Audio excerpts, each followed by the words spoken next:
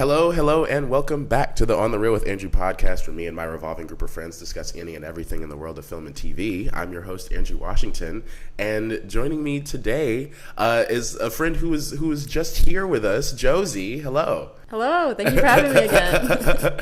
Yes, no, this is so fun. I love how last time it was your first time in so long, and now it's two back to back. I don't think I've ever had anyone on back to back. I'm honored. It's making up for the lost time. Making up for the lost time. Yes. So we're gonna be chatting about Miss Wicked today. The big ha, if you will. It's about time for another one. I think we're overdue for another one. It's since Barbie. Right. But before we get into all of the things Wicked and all of the things Mrs. Grande Butera, her name's gone through some changes for Wicked specifically, and Miss Erivo. Josie, what have you been watching? That's a good question. So we're kind of getting deep into final season here, so I have not had time to be watching very much. But for a final paper, I'm watching I Want to Marry Harry. Are you familiar? Wait, the reality series? Yeah. Oh, wait, no, it's a series. I thought there's a movie. There's a gay TV movie with the name Harry in it. I don't know. But it's okay, that's what I thought you were talking about. I'll find the name of it, but explain. Whatever you think this is, it's not it. It's a reality TV show that's like The Bachelor, where they get a bunch of American women, they bring them to a palace in England, and they bring out a guy who looks suspiciously similar to Prince Harry. And this is from the 2000s, so it was before he was married or anything. He was notoriously single. The Thing About Harry, that's what it was called. Okay. It was on Freeform, if you've heard of this. I feel like I have, but I have not seen. Yeah, I remember when it came out on TV. But anyway, keep talking. But yeah, it's just some guy who's they frame him as being super poor and having no money. Guy that looks like Prince Harry. He's just some guy who looks like Prince Harry, and he's British. That's fine. And so they don't tell the women that it's not Prince Harry, but they give him fake paparazzi and fake Secret Service and stuff. And it got pulled from the air after only 4 episodes. But I bought the entire season on Amazon Prime, and that's what I've been watching lately, because I have a paper for a reality TV film studies class, fake sounding class, but a final paper to write. This up, or not this movie, but I think you brought up that class last time. Probably. Because we were talking about Love is Blind very briefly. Oh, yes. And did you have to watch that for this class as well? We watched some episodes of Love is Blind for this class. The new season I was just watching just because I'm a fan. Okay. Real. What other shows are you looking at? And is Housewives on the curriculum at all? It's focusing mostly on dating shows. So today reality TV I'm on my way romance, there after this. Today we're watching From Couple to Throuple. Today's theme is polyamory. Okay, real. I feel like the class has been making me too woke, because now I'm polyamory is kind of base. I don't really want to do it, but it sounds kind of awesome. Right. No, I mean, in theory. getting radicalized by my reality TV and romance class. Right. Oh my goodness. No, yeah, I'm just so I saw on Twitter recently, it was just somebody had a class that was kind of similar, and it was the schedule of all of their final presentations in the class, and it was just a bunch of different reality shows, and people were the implications of the circle or some shit. But Housewives no one was doing a presentation on Housewives. The entire, it was 15, 16 fucking people in this random, class sheet that I saw on Twitter. But no one was doing anything from Housewives, and everyone in the comments was this is a travesty. Okay, I've never watched any Housewives of anything. Is oh my is God. Romance a central theme of the show? Not at all. Oh, okay. I mean, well, they're married. Right. So I mean, do the husbands ever show up, or do they just talk about them? But it's mostly about the women, though. Yeah, so I'm mostly familiar with Real Housewives of Atlanta. That it is the best one, I do think, and the funniest one. But they show up. The man that I just have the most memory of is Nene Leakes' husband, who did pass away some time ago, but his name was Greg. But he would show up just and kind of be there. But then there's also all these memes of them talking about the husband and stuff, or so I can't remember whose mom it is, but the meme that's it was a scheme that Todd set up to come to you with the bullshit. You ever heard that? I think I have. Yeah. That video's so fucking funny. But no, so I was like, if there's a reality TV class on this campus, I'm like, they need to. But if it's like dating shows, then maybe that might not like fit. But that sounds like a lot of fun though. For the second time, I think it's funny that it's the second time just because it came out so long ago and it was such a big movie, but I only saw it the one time. But I saw Dune 2 again last night at IMAX HQ down the street. And I loved it when I saw it the first time. And I think I've talked about it on the podcast a little bit before.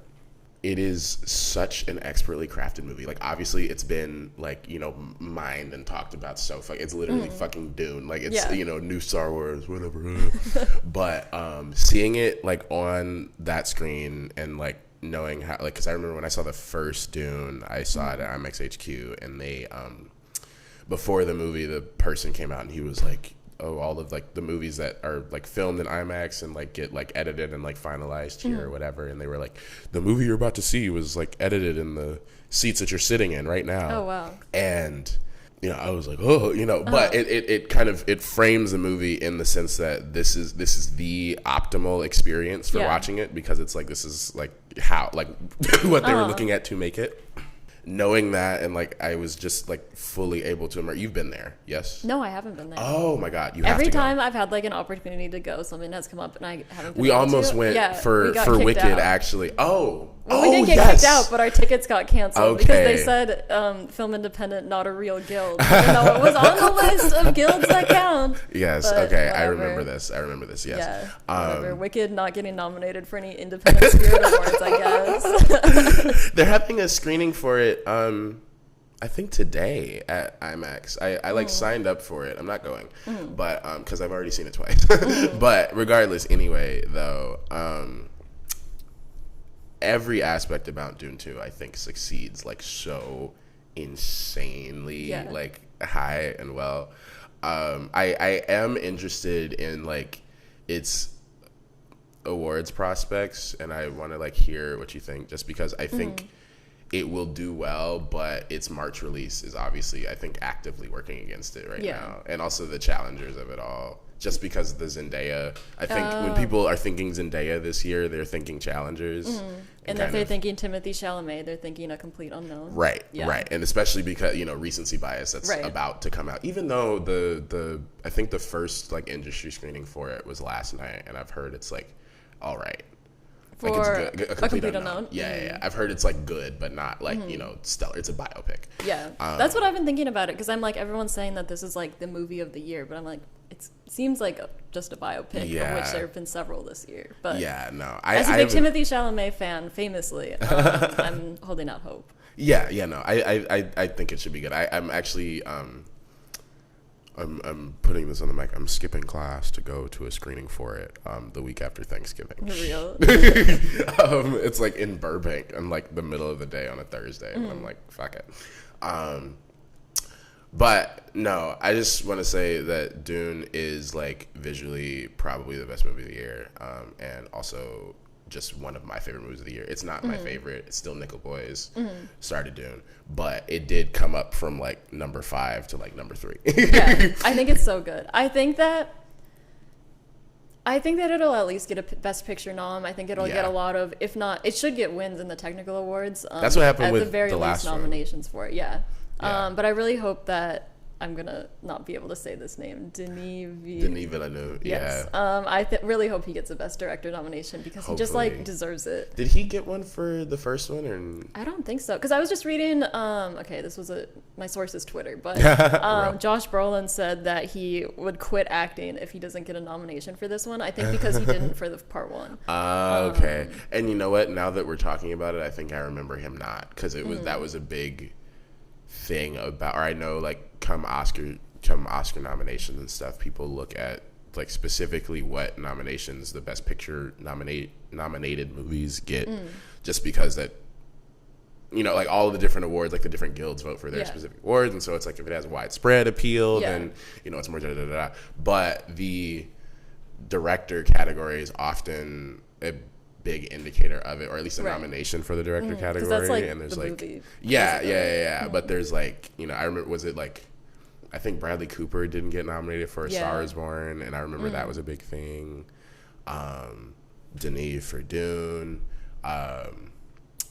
I think Spike did get nominated for BlacKkKlansman, but he's never been nominated for Best Director for anything else. And he's only been nominated for Screenplay one other time for Do the Right Thing.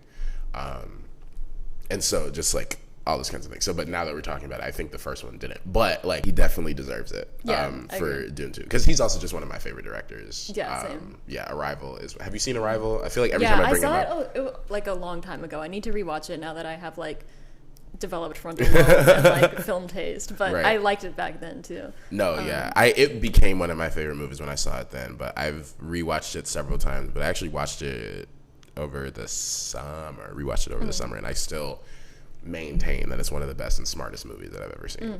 I think that Dune is just so impressive too, of like being able to make like a blockbuster of that scale with that like that much of a cast, that much of like a sci-fi world, and doing it for like as little money as he did relatively, considering that Red One was famously $250 million or whatever. I heard that it was like, I missed that. I'm thinking about Gladiator, which we'll be talking about next week. I'm seeing that tonight. Have not seen it yet. It'll be fun. I will... More conversation, like I said, will happen next week. I'm having Vivian on for Gladiator, but it is the best kind of popcorn movie. You're gonna have so much fun. Exciting. It is one of those movies where I might splash out and buy popcorn for. So is that the vibe? Well, I think they gave us free popcorn at our screening, but I was like, I was tossing this shit. I was like, but yeah, you will have a lot of fun. Will you think it's a great movie? I don't know. But you will enjoy the fuck out of it, and Denzel is amazing. Again, more on that next week. But yeah, that's Dune. I also want to talk to you about a movie called My Old Ass. Have you seen? I have. I loved it. Okay, I loved it as well. I watched it Tuesday, 2 days ago. Okay. And I was texting Vivian while I was watching it, and I'm gonna like read to you the text messages just because I was like, I said watching My Old Ass, and I'm already obsessed with Elliot and Chad. I know I'm not supposed to, but I need them together. Is Elliot the main character? Yeah, Elliot's the main character, and then Chad is the boy. And then she's like, oh my God, it made me cry. We have to discuss, but I don't know how far you are. And then I just like was updating her as I was going. At one point, I was like, no, for real, this was Vivian this summer. And I was like, this is careening towards 5 stars. Like, I was just like, but by the end, it definitely, I was very surprised that Aubrey Plaza is only in like 2 scenes. Yeah, for same. Real. But I think it works really well. But regardless, anyway, let me finish what I was saying. I loved it. I loved it. I'm mad that I missed it at Sundance because it was a Sundance movie. And I remember hearing about it then and like seeing it in the program and all that kind of shit. And it has the like all the check marks boxes for me, like especially for when I'm at Sundance, a movie that I want to try to see. But I just missed it, and then like it came out in theaters like some months ago, right? Like September. Yeah, that sounds maybe. Right. I think, yeah. And then I tried to see it in theaters, or I was trying to see it in theaters, but then it was like in those like 3 or 4 weeks where it was like everything was releasing for some reason. You remember? Every like small indie movie of all time. I've missed so many of that time, and I need to revisit. Like it was like the last week of September and like most of October. It was just like Honora, We Live in Time, Saturday Night, Piece by Piece. Like it was just like but My Old Ass was like in there, and it just got like scrambled up and like missed because all of my A-list reservations were reserved for other movies. But I got a screener for it and watched it, and I got emotional several times. Tears did not fall. It's very hard for tears to fall in a movie for me. And as it is for most people, and honestly more recently, I've talked to Jack about this more recently in my life, and I think I've probably talked about this on the podcast. I used to not cry at movies at all. First movie I ever cried during was The Good Dinosaur when I saw it in theaters. And then after that, next movie that I cried during was Marcel the Shell with Shoes On. I've not seen either of them, but you have to see Marcel the Shell with Shoes On. I think you would love it. The Good Dinosaur you can skip, but Marcel you need to watch. And I actually saw Marcel with Jack, and it was like he was giving me a lot of shit for crying because him and Vivian weren't. And I just watched Paddington 2 with him the other night, and he had tears like falling down his face. So he's on the top. Obsessed with Paddington, right? But I was like fully a mess. But like that was like a 7-year gap or so between those movies. But since Marcel, the number of movies that I've cried during has just like grown exponentially. And so I was like halfway expectant because I was getting, usually when I get emotional during the movie, I'm like, oh, there's gonna be tears at the end. Like with like The Wild Robot, or We Live in Time, you know, just like, and so, but yeah, tears didn't fall, but it was such a like weighted experience, I think, watching that movie. And it's such a great script. It's so like, it gave me the same feeling as I think I put it in my Letterboxd review, it gave me the same feeling as 8th Grade when I saw it the first time. And that's one of my favorite movies. I love that movie so much. But it's like, it does Gen Z right. Its setting is very similar to like Minnesota's lakes and forests. Like my family has like a little tiny cabin like in like a rural lake, and so it like it felt like all of my summers growing up because it looked exactly like that with like the little old boats and the little old cottage and stuff like that, and I was like so nostalgic. Was it set in Canada? Am I tripping? I think so. That sounds okay, because I heard it was something like I remember that. I started watching it and it was like in the opening scene one of her friends said something and I was like, close Canada? Enough to Minnesota. So. Right, yeah. And then she was talking about going to the University of Toronto. But there's just like so many layers to it. Like, you know, her kind of figuring out her sexuality, all with like, you know, her dealing with her family, leaving for college and like da-da-da-da and all the shit. And so real, because it's like 17 years old is when you kind of have to figure that shit out, which is fucking crazy. But it's like she figured it out in a way that made so much sense to me. And like it I was very surprised by how much I liked that movie. Same. Unfortunately, not a movie that I think is going to get any awards attention because, again, Amazon is not putting any kind of effort into it. We were talking before we started on the mic how A24, like, notoriously doesn't like to put any effort into, like, campaigning for their movies outside of, like, if they have one or two, like, main ones. I can't even think what their main ones are this year. Would like, it be Sing Sing, probably? Yeah, Queer for Daniel Craig's performance. I would guess that they probably are going to. But I'm like, I mean, We Live in Time is one of their movies, but I haven't seen them do anything for that, at least since it came out. Haven't seen any kind of press for A Different Man. I still haven't seen it, actually, but I do really want to see it. Or I don't know. I feel like they had a lot of movies this year. Their like guild website isn't up. So I like that's usually how I can track what you know movie studios are trying to. But it's like it was up for a little bit some weeks ago, and they only had Sing Sing, A Different Man, and We Live in Time on there. But then I was like, they have to have more movies. But then they scrapped it, and now the website is like empty, and so it's like I am not sure what movies are going to try and promote, but it likely is going to be nothing. For real. Okay, let's talk about Wicked. Yes.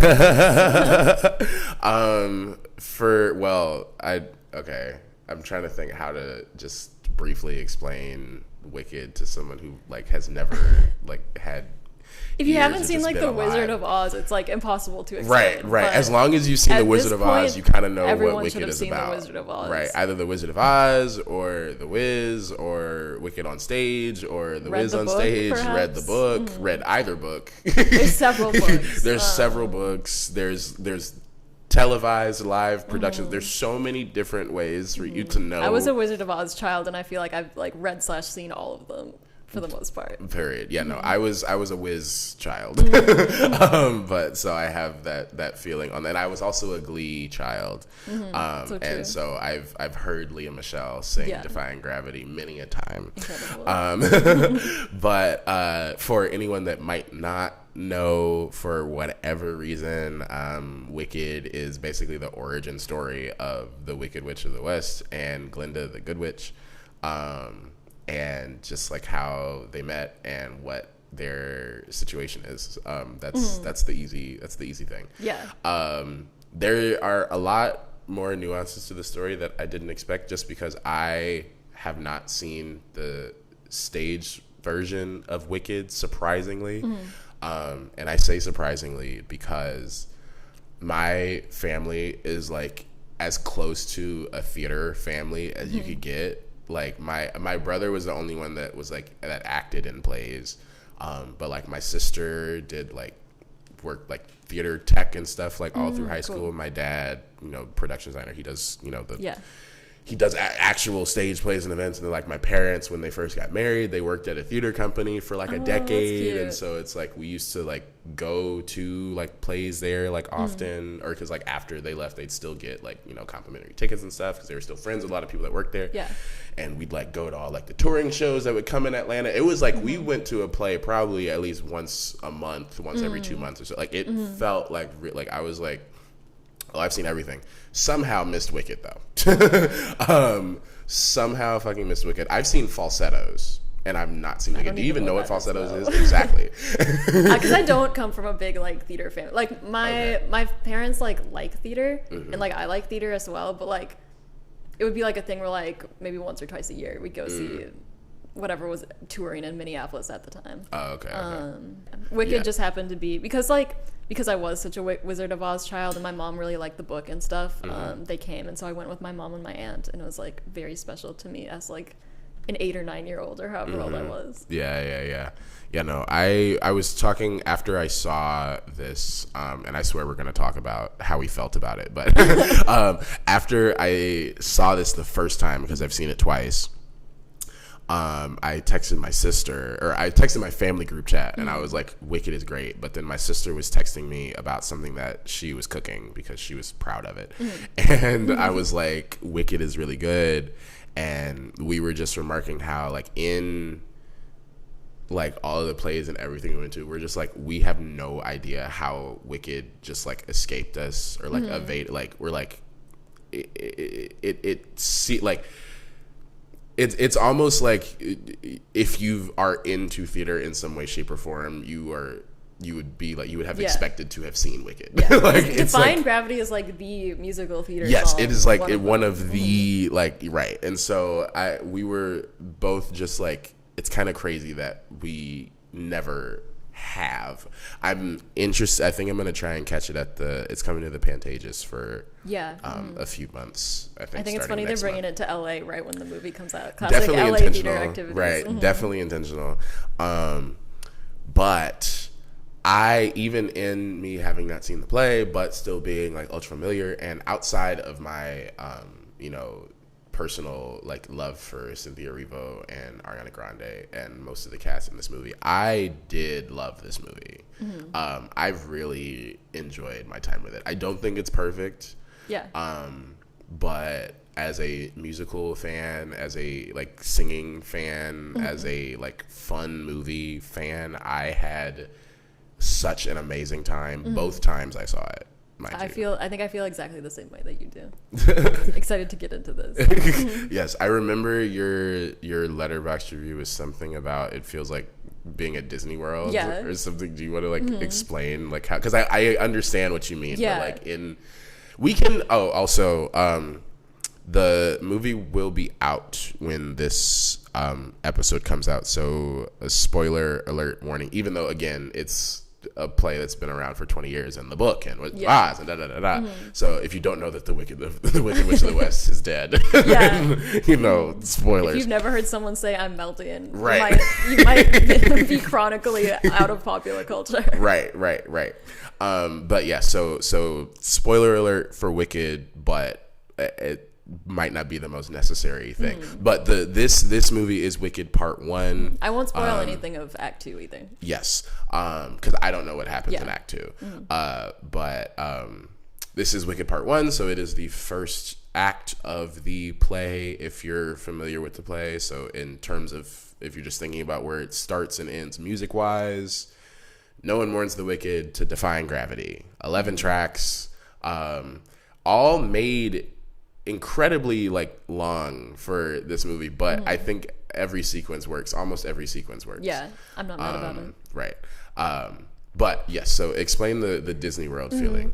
I just, for one, I had like that anticipation going into it just because I was so excited for it. And then you like, yes, it's long, but it's every scene is just so like colorful and the songs are so exciting and all of the emotion is there in both like the music and the performances that it like flies by for the most part.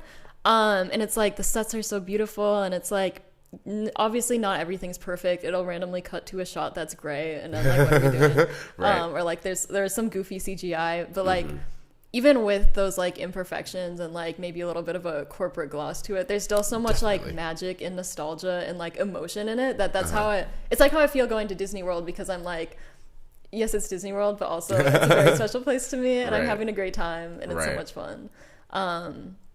But yeah, that's how I felt. It lived up to all my expectations and honestly exceeded them because people were so skeptical that it would be good for so People long. were talking so much. I had so much hope, and then I tried to lower my expectations. Right. Everyone had something to say about it. Absolutely everybody had something to say. Oh my God. I was like, not worried because my expectations were up there just because, I mean, I'm my excitement for it, because I haven't seen the play specifically, my excitement for it came from Cynthia Erivo and Ariana Grande and specifically wanting to hear them sing together.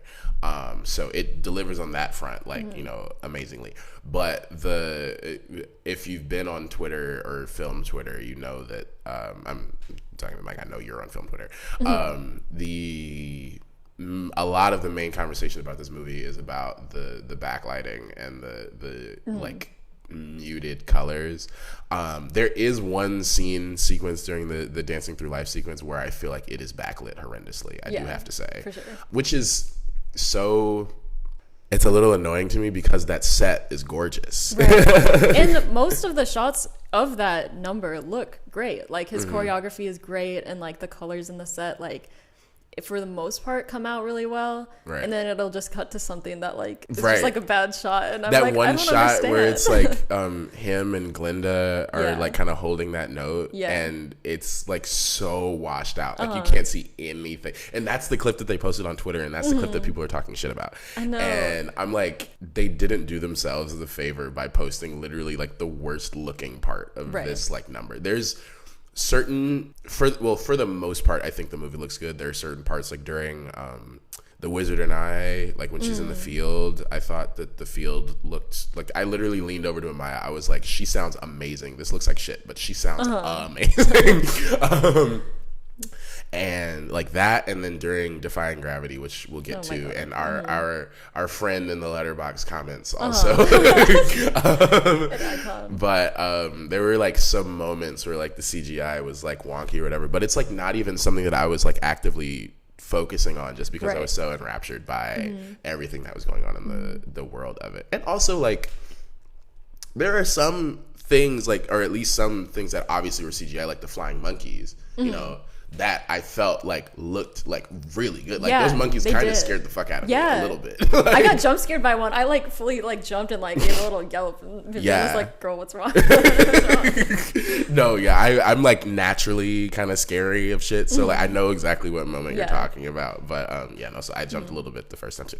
But it was so fun like seeing it the second time, because I both times were like for award screening. So I'm just assuming that everyone in both sections, it was the first time. So first time seeing it, I was like, oh my God. But second time seeing it, I'm like kind of looking around to like at like the moments that I remember people reacted to the first time, to like see like how they felt, and almost very similar experiences. Second audience, the Century City audience, I don't think was as into it as the Universal Studios lot audience. The SAG audience that I saw it with was going crazy for it. Oh, people were clapping after numbers like we were at a every musical. single song. I had a friend that went to the premiere, and he was telling me that there were standing ovations at the end of every song. I was That's like, funny. There were some at like the end of the like whole movie for us. Yeah. Not in the middle of the song. during the really movie, funny. that would actually piss me off. Like as much as I I would be like, sit down. What are you doing? They only leave. It's very obvious that they leave space for applause, but there's only space for applause. Like you do not have time to sit up, start clapping, and then stop clapping, and then sit down. Yeah. Like, no, there are some things I'm curious. Have you read the book? Because you're a reader. I have not read the Wicked book. I've read like the first 8 of the Wizard of Oz the books. Frank Baum. Yeah. Yeah. I want to read the Wicked book though. Okay. I've heard from the same friend that went to the premiere, I've heard that the book, two things. Coming into this, I was like, I'll say under the assumption that they pulled a lot from the book to kind of fill up the story, just because they were splitting it into 2 movies, and it's like the play itself is 2.5 hours, 2 hours 40, whatever the standard length is, and this one movie is 2 hours and 40, and so it's like obviously when it's a film, there's like, you know, you don't have establishing shots in live theater, so it's like you know, some things naturally kind of give more length to it, but I'm like, where is this extra, I'm assuming hour 15 like of time coming from? And I'm like, maybe they've like filled it in with da-da-da-da. And my friend was actually telling me there's not much that they added from the book. There's like a tiny bit, like a little bit, but the book is very, very dark. That's what he was saying. He was like, if they put in shit from the book, it would be rated R. Yeah, it would become like a different thing. Right. And that is, I think that's kind of like what you were talking about, like the corporate gloss, like, you know, over it. But to the music though, he was saying what makes it long is that the sequences, the numbers are so long. But it's like the only one that feels long, I think, is Dancing Through Life, just because there's so many different kind of it's got a lot of different and movements of it. But it's the midpoint sequence, so they kind of can't help that. But it's like the entire thing, like 20 minutes, maybe longer. One Short Day, when they like One Short Day, this is the number when they're like going into the Emerald City. They added a lot to as well. Okay, they have to, because there was also the bit with we can spoil when Kristen and Adina showed up. I screamed. I know, I had no knowledge. That's what I like about going to early screenings, because I'm like, I don't want film Twitter to tell me this a week before the movie actually comes out. I like it to be like a total surprise. Right. I didn't even like, because I think because it was coming from Broadway, like it's hard to do like not the crossover from like stage to screen audiences, but it's like Broadway famous and like, you know, screen famous are different kinds of famous. Like obviously Idina Menzel and Kristen Chenoweth are known in like all of the spheres, but it's like I didn't expect them to have any kind of Easter egg from the stage production, just because they're such different worlds. But so when it was like a complete, like I didn't expect any kind of cameo, like there was no because sometimes you can kind of expect, or like when it's a big thing that's like been hyped up from like, oh, they're finally making this, like, you know, there's something that's like people are kind of halfway expecting, like, oh, what's an example? It's usually like with remakes, like when like people are like, oh, they're gonna like, there's going to be a cameo from the like director, Lindsay like Lohan from the and Mean Girls or whatever. Exactly. But so when I very rarely scream during, like, as little as I cry during movies, I don't scream during movies. Even like horror. Well, I don't scream during horror movies because I try not to watch horror movies that don't make me scream. But like the only times that I can remember in my head like actually screaming out loud during a movie were The Substance and this movie. So true. My gay ass, The Substance and this movie are the only movies that I've screamed during. But no, so that makes sense that number is like expanded a lot. And I think that with musicals, movie musicals specifically, I'm more inclined to give them like production leeway than I am with other movies, because like when the music is good and the performances are good, I'm so invested in them, because like music numbers are like so dramatic that they get the emotion out of you like no matter what. And so I'm like more focused on that in the story than like this shot is great and the CGI is bad or whatever. And you know, true film devotees. You got it. Yeah.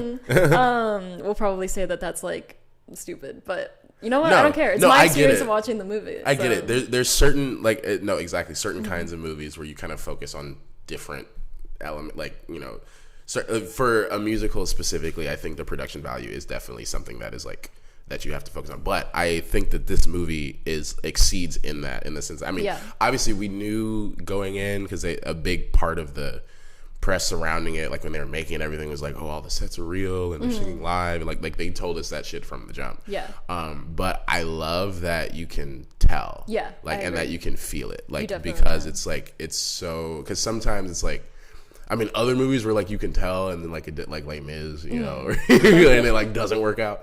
But I actually like Les Mis, but okay. Well, I'll be quiet. I'll be quiet. Russell Crowe can't sing, but I'll be quiet. No, I agree. You can tell. I just like French history.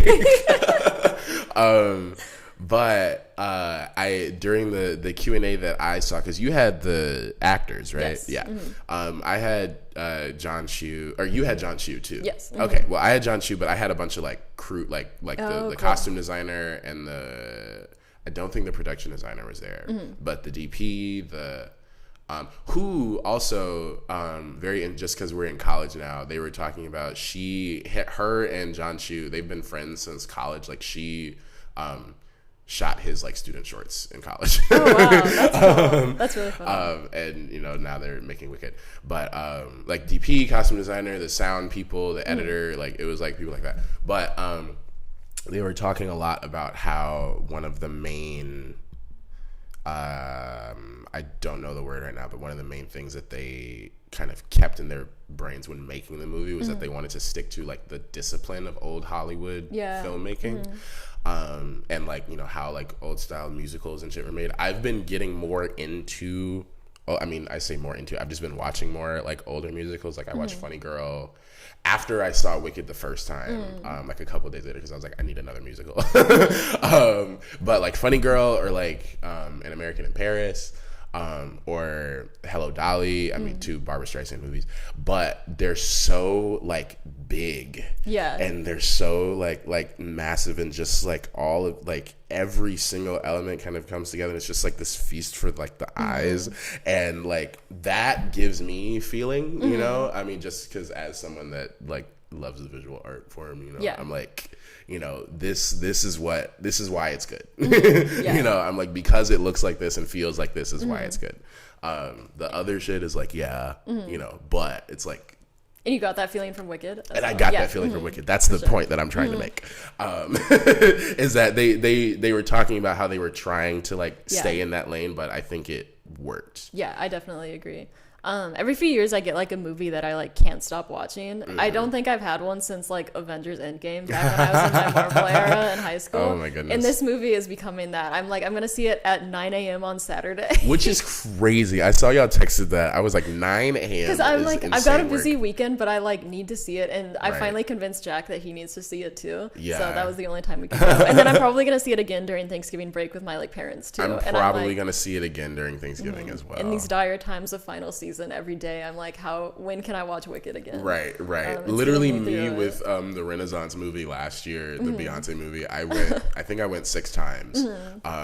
Just because I was like, I need it. I went like 2 days in a row. Like when it came out, I went on my birthday. I went like twice during finals week. I went like with my siblings when we got home. Like I was like, but I literally like, because the second time that I saw it, I was like, I have to see it again. I wasn't even planning on going that day. When I signed up for the screening where I saw it first, I signed for that screening and I signed for 2 other screenings, just like in case. And the one at IMAX HQ that we couldn't because I was on set that weekend, so I ended up not being able to go. But the second one that I went to, I was initially waitlisted for, actually, and I actually got an invite to a different event for that night, a premiere that I was kind of planning on going to, but I was told that the movie wasn't very good. But I was like, you know, it's a premiere, it's an event, it's gonna be drinks, it'll be, you know, whatever.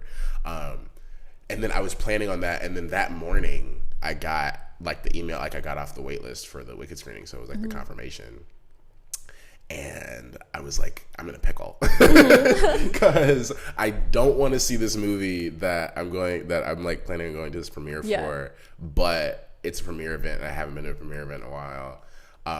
but I've like been really wanting to see Wicked again, and I'm like, it is a Century City, but it's Wicked, like you know. So I did end up going to see Wicked again because I was like, fuck September 5th, sorry. But no, I'm glad I did. Is there anything outside of like, you know, the gray parts or like the wonky CGI that you didn't or that you weren't such a fan of? The only thing I can think of, I think, first of all, Cynthia Erivo and Ariana Grande are both great in it. I do think that in general the casting is a little on the older side. Yes. Considering that they're in college, in quotation marks. Yes. And like occasionally that would take me out of it, but again, their performances are so good that I can't complain. Like they're just perfect for it. Yeah. No, I think, or I saw it with Piper the second time, and that was like the first thing she said. She was like, the casting is kind of crazy. Yeah. Just because everybody feels old. But I had chalked it up to, I was like, oh, they're like doing theater rules. Like, you know, nobody cares. Yeah, maybe in Oz people don't go to college until they're 35. Right. We don't know. Right, yeah, no, and Jonathan Bailey looks like, I guess, someone that looks like Jonathan Bailey is 19 in the Oz world. He looks so good in it. Oh my god, he had chemistry with that fucking horse, which is crazy. It's his horse. Did you know that? No, I didn't know that. It's the same horse he rides in Bridgerton. It's his horse. I did hear about that. I didn't know that was his horse, but I did hear it was the same horse. I think that it was his horse. I'm pretty sure. I know for sure it was the same one, but yeah. Okay. I think he said it was his. But very cute. Yeah, he's so hot. I can't believe anyone ever doubted Ariana Grande being good also.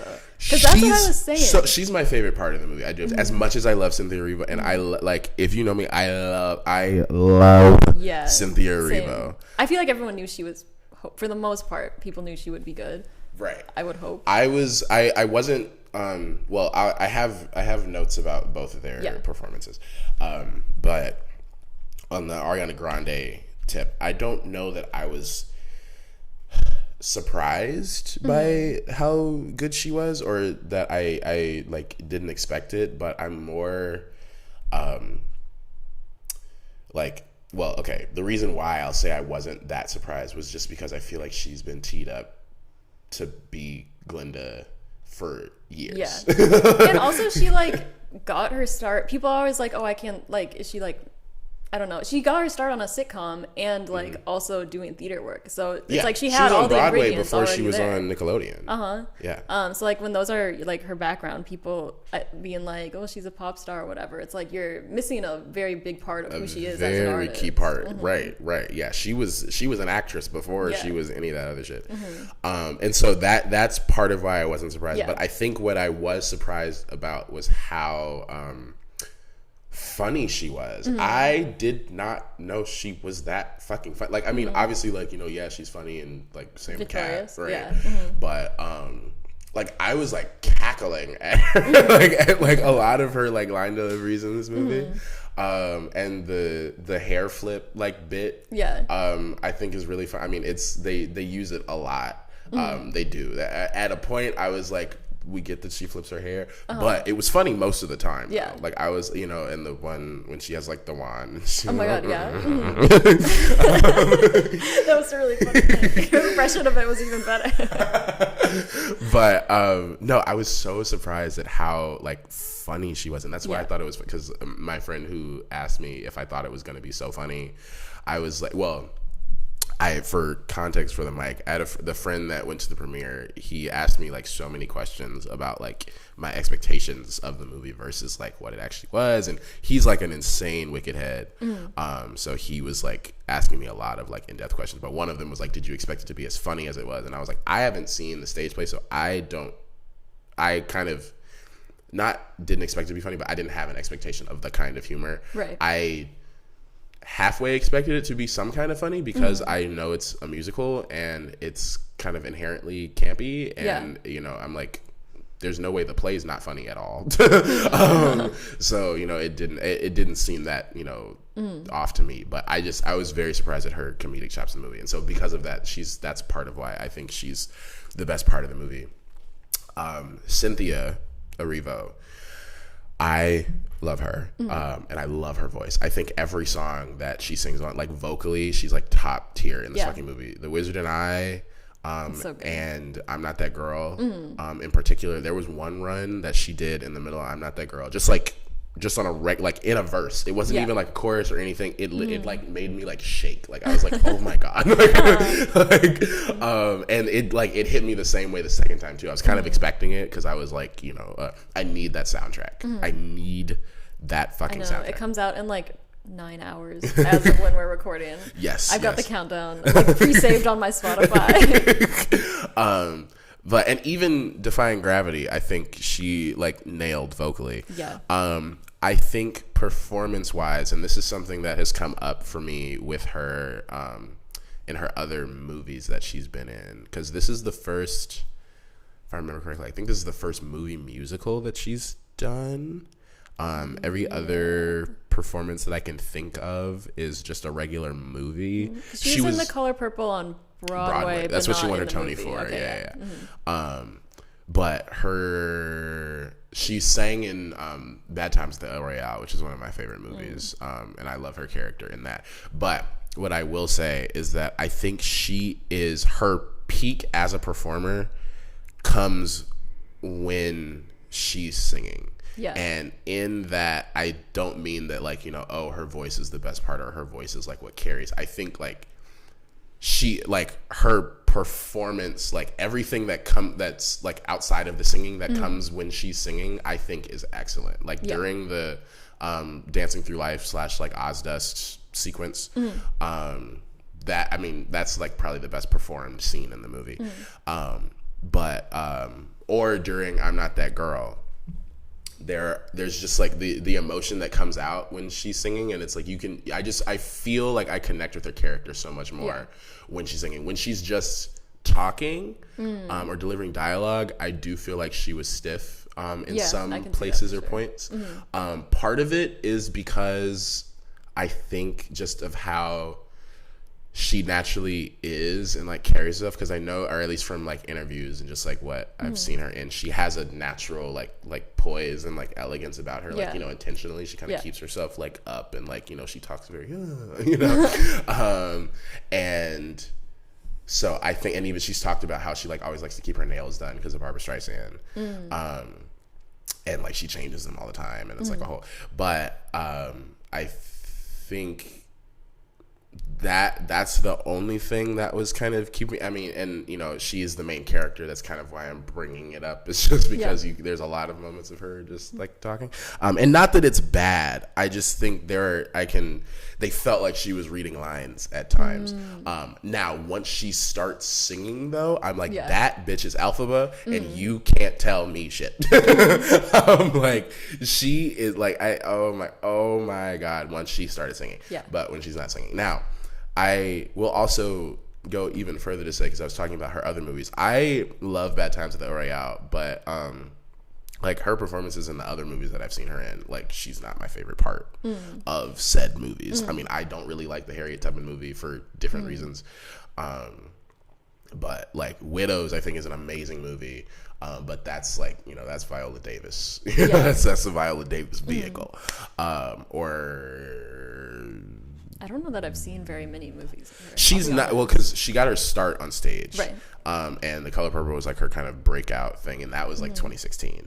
And so Bad Times at the El Royale, I believe, was her first big movie, at least Hollywood-wise. And that was 2018. I will say...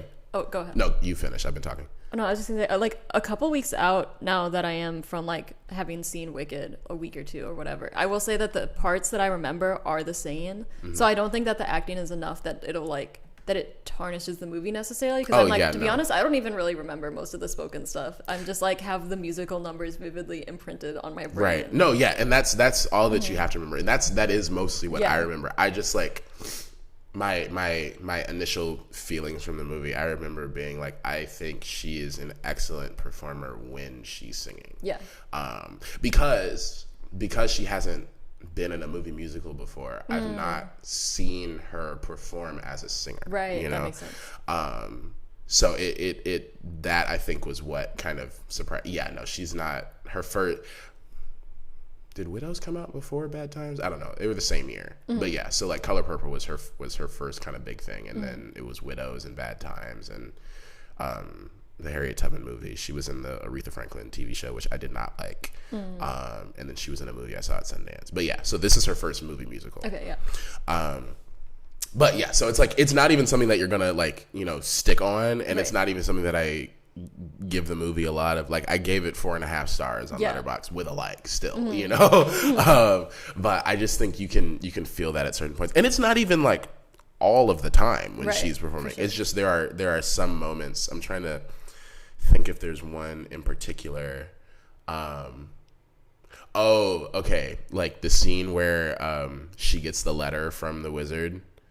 You remember? Yeah. They've been putting it in the trailers and TV spots for this movie. I don't know if you've seen. Everything's in the fucking movie. Everything's in the trailers. Yeah. Like, oh my god, the Defying Gravity, the cape. Yeah. I mean, I knew this to begin with. I'm like, you're advertising this movie as Wicked. You're not advertising it as part one, but you have all of part one in here. Like, the entire act one of the musical is shown in the trailer, which is crazy. Let's talk about Defying Gravity for a little bit, and then we can start to wrap up. We had a friend. I have no idea who he is, but we had a friend comment on all of our. Mind you, me and Josie went to separate screenings. And you went with Vivian, and I went with my other friend Amaya. But this guy commented, was Defying Gravity everything that it was like meant to be, or it was something. It was like, was Defying Gravity done as well as it could have on the big screen or something? Like, was it accomplished? Word for word, copy pasted on every review. All of our reviews. Like, was Defying Gravity as perfectly done as it could be on the big screen? Somebody named Alec Greer, shout out to him. Yeah. Anyway, do you feel like Defying Gravity was done as perfectly as it could be on the big screen? I think yes and no. I think Cynthia Erivo's performance, absolutely. I don't think you could get much better than that. I think that they take a lot of pauses in between moments of the song, and I was like on the edge of my seat, like, please say the thing. So like there's that, and then that was the scene where I had the most issue with the CGI because the sky like looks like it's not behind her, right? And that's like the entire point of the scene. Right. But again, because the performance was there, I kind of like what I was saying, I was more willing to like forgive it and move past it quickly, because I was like, it's just too good. Like, I'm feeling the things, I'm tearing up. If you care to find me, look to the western sky. Like, who cares what it looks like? I need that soundtrack immediately. That's part of why I saw it again. I was like, I need to hear the songs. Literally, I was like, I was like, it's not even like watching the movie. I'm like, I need to hear the songs. Yeah, no. Like, but no, I'd agree. I think it definitely, the way that it looks is something that is gonna be. It's once she starts flying. Yeah. Is only when it looks bad. I think everything up till then is like fine. When she and Glenda are singing together inside, I'm like, oh my heart, it's so cute. No, like their voices match each other so well. I don't know. The only songs that I knew from the show coming in are the songs that are in this like popular and Defying Gravity. Loki, those might be the only two. I've heard The Wizard and I like before, but it wasn't like a song that I knew. What is this feeling? Have you heard that before? Like, I've heard like the low thing, like I've heard that part, but like not like the whole thing. Yeah. I love that number in the movie though. Also, like with the split screen and the like, oh my, and like I've been like, that was like the little like shoulder thing that they do. That shit has been stuck in. Oh my god, I need to see this again. But I do think there's a specific moment where. Which I it's obviously supposed to hit, like, you know, emotionally, but I just couldn't help from laughing when she like looks at her like kid self in the reflection. And she's like, that's a classic 2024 blockbuster movie moment, like, that someone thought was gonna eat. Right, like, but I'm like, the fact that they literally hung this kid in a harness, and she's just like this. Like, she's just floating, dangling, and I could not take it seriously. And like the extreme close-up they have on Cynthia looks like her face just kind of edited, you know, in front of like a moving like thing. And also the cut, it's just so like I got like nitpicky the second time. The cut that they make from, because they kind of cut to like everybody's fate, like Ariana and then Jeff Goldblum and Michelle Yeoh and like all these people, and then they cut to her doing the riff. Yeah. And then it's like, you know, the camera like pulls out and then you see like the cape and everything. That cut I think is so awkward, and it took me out low key the first time. I was like, Yeah. like the way that it jumps, because it's like it cuts to a close up and it's a close up for half a second. Yeah. And then it pulls all the way out, and I'm like, either don't do, like, just don't, like, I'm like I don't know what I would exactly do to fix it, but I just think that specific cut feels so awkward, and it's a really important edit too. Like, it's such like, it's like the moment. It's like the moment, and I literally was like, like what? Like, I made a face a little bit. Like, I was like, and also I've heard the riff so many times now. It's in all the trailers. It's everywhere. That Target ad, which is so funny, by the way. I don't know if you've seen the different versions of it. I don't think I have. She's like in a Target, and she like comes up to this guy. He's like talking about Wicked, and she's like, "That's my line," and then she like does the riff, and then it pulls out, and it's like Target. Wait, I need to look this up. This sounds awesome. So she's like, "That's my line." Like, it's like, so, and she did it on Jimmy Fallon. Like, when she was on Jimmy Fallon, she was like, "Can you do it?" And she was like, like, you know, like, it's a party trick. I'm like, I do wish that she, because I remember her when she talks about The Color Purple, or specifically the song "I'm Here" from The Color Purple, as like, she's like, I don't like to sing it all the time because in a way it feels like a party trick, but also like because of the emotion that kind of comes with the song and it brings out, she's like, it's just really hard.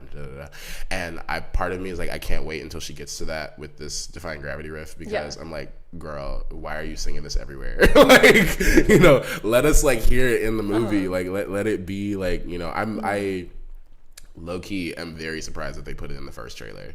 Right. I feel like that would have been something that they could have kept, like, of anything.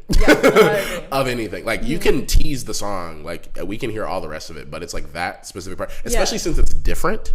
Yeah. I'm like, why not save the gag and like make it a gag? Because then it's not a gag anymore. It's like the movie's still a gag, but it's not a gag like it could have been. Yeah, exactly. You know? But yeah, so I just think that cut is really awkward. And then like everything you said about the CGI once she starts flying. But again, it's just that voice. It's that fucking, oh my god. Oh god, I need that soundtrack. Okay. What did you rate it?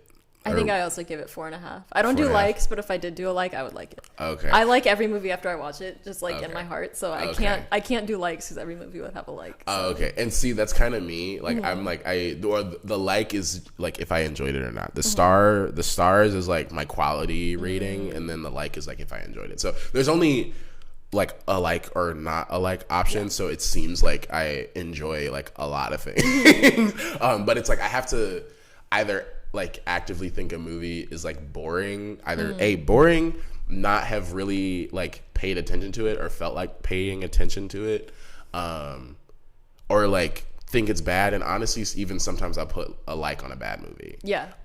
So it likes are very subjective in my head, but my star rating is like my version of my objective rating. But I genuinely do think, I mean, outside of the, like, you know, the wonky CGI and that one edit and like, you know, some of Cynthia's line deliveries, I do think this movie's so much fun. It's one of probably the most fun that you'll have at the theater, I think, this year. I'm trying to maybe Challengers. Maybe on who Challengers is a different kind of fun. But Challengers is a lot. This is the kind of fun you could have if you like bring your whole family over Thanksgiving or Christmas. Right. Challengers don't. Yeah, Challengers you can't do that too. But I'm very surprised, or not surprised. I Disney putting Moana like right before Thanksgiving, like knowing that like Wicked and Glad, it's obviously very like, you know, decisive. Yeah. But I am very curious to see which one is gonna like come out on top. I Yeah, mean, me obviously Wicked is coming out before. I have a feeling it will be Wicked. Based on what yeah. I've seen online of what little girls are excited for, I feel like it will be Wicked. Because Wicked has more of a, I can't remember who I was talking to about this, but we were talking about the like Wicked versus Moana 2 of it all, because it's gonna come down. It's like Gladiator's like there, but that's like it's gonna be Wicked versus Moana 2 box office wise. But Wicked has more broad appeal. Like Moana is more focused for kids. I mean, obviously, like, you know, you don't have to be a kid to like Moana, but it's like Wicked's been around for 20 years. Yeah. So it's like it's got everybody that's been, or at least Wicked the play has been around for 20 years. So it's got everybody that's obsessed with Wicked from, you know, 2004 to now. You got everybody that's obsessed with the book. You got everybody that's obsessed with Wizard of Oz. You got everybody that's obsessed with Ariana Grande. That's the other thing. I was like, I think people are underestimating just how famous Ariana Grande is. Like she's not like, you know, everywhere, so to speak, anymore, or like now, but she still, I believe, is like the most followed like woman on Instagram, like period. People love her. I love her. Like, I love her too. Yeah, no, it's no shade, but I'm like, the stands are gonna come out in droves. I agree. In droves. I've already seen on Twitter like Ariana stan pages, like, you know, posting and tweeting and which honestly, I saw a tweet, someone was like, they should smack your fucking phone out of your hand for taking pictures during an early access. Like, what the fuck is wrong with you? And it was like in the tweet, they were just posting more and more. I'm like, oh my god, how many pictures were you able to take? I'm the kind of person who will tell people to put their phone away in the theater and like kind of be a little rude about it because I think it's so annoying. But for Wicked, I kind of understand. The stands are there, whatever. No, yeah. It was funny during Gladiator, when I saw Gladiator, there was like this old lady who was like in the center of the front row. Like, we were sitting in like the fourth row. And she was sitting in the center of the front row, and she like left at one point. She was dressed like Cosmo, like the Queen of Melrose, you know, like cross addicted family, like, you know, dressed exactly like that, fur coat, everything. And she like left for like maybe 10 or 15 minutes and then came back. But when she came back, she was like on her phone, full brightness. Like full, and mind you, front row center. So it's like, I know, everybody's kind of looking towards her, like at her, and not giving a fuck. I was watching her like from 4 rows back. I could see exactly what she was doing. She was like writing an email or like scrolling on Facebook or something. When I went to see Heretic, it was some old man with his phone all the way, brightness up, holding it up, reading his text messages. I'm like it's, and you'd think decorum. Older people would be like, who would like care about someone having their phone out, but alas.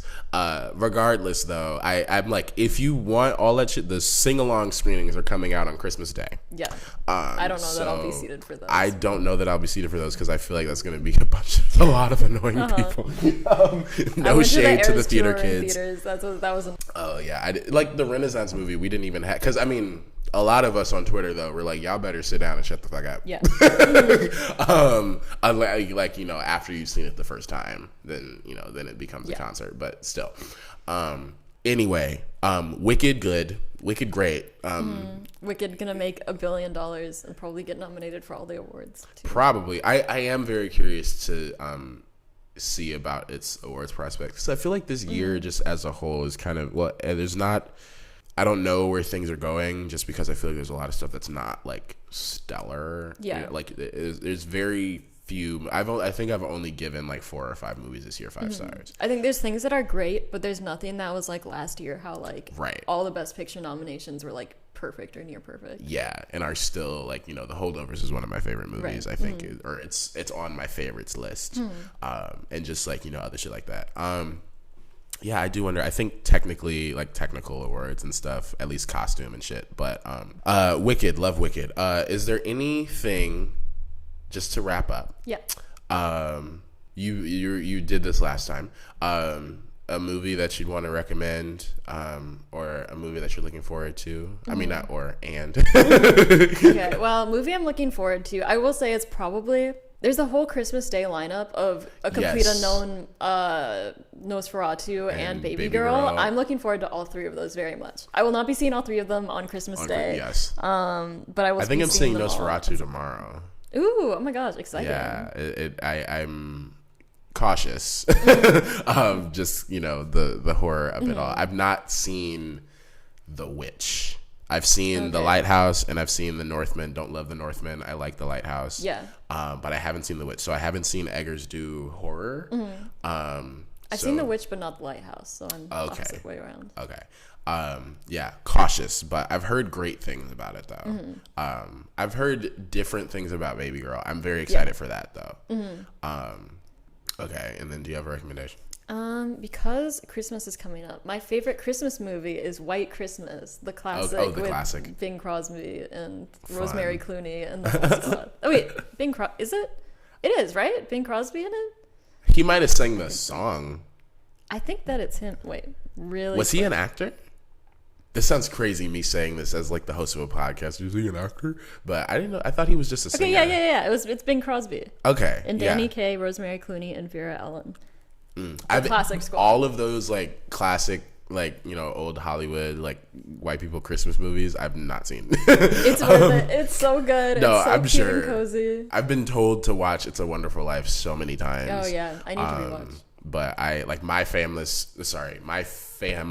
Christmas movie. My favorite Christmas movie is The Preacher's Wife, starring Denzel Washington and Whitney Houston. Seen that. I will watch that. It's like, well, she's a preacher's wife. It's based on it's actually a remake of an old movie from the 40s, but it's she's a preacher's wife and he's like an angel that comes down and helps her with her marriage or something. But okay, my movie that I'm looking forward to, well, you've already said Baby Girl, but Baby Girl is something that I just think that Harris Dickinson is very attractive. Very attractive, and Nicole Kidman is Queenie. And I love Bodies. So I think all of those elements put together are like gonna just fit for a nice Andrew combo. Yeah, for sure. But yeah, so that's my anticipation and my recommendation. I will go with, this requires like a scope of explanation, but there's this movie called The Brother from Another Planet that I watched like last week or a week or so ago, and it is from the 80s, and it is made by a white person, but it ends up being very like careful about its message, but it's about this alien that like crash lands in New York, and his like appearance is that of a black man, and it's like the story is basically allegorical of like the immigrant experience, but it's like him kind of trying to live and figure out his place. He also is like has like healing powers just because he's an alien. Yeah. But I was surprised at how much I liked it. I was kind of worried, like a little bit, I said, white man, and it's from the 80s, so it's always, But the guy from Scandal, the guy who plays Kerry Washington's dad in Scandal, Joe Morton, is in it. Yeah. But anyway, that's my recommendation, and that's the end of the episode. Thank you so much for joining. This is a lot of fun. If you want to follow the podcast on socials, you can follow me on Instagram at OTR with Andrew. You can follow the Twitter at the OTR Andrew Pod. You can follow me on Letterboxd at AndyMike1209. Josie, would you like to plug? You can follow me on Instagram at Josephine Spanier, and you can find my new portfolio website at josephinespanier.com. Ooh. Okay, yes, thank you so much again for joining. Next week we will be discussing, or the podcast will be discussing Gladiator 2, the other half of the Glickid or Wadiator. I don't know what the name is. Gladekid, whatever. But yes, so stay tuned for that. And goodbye. Thank you.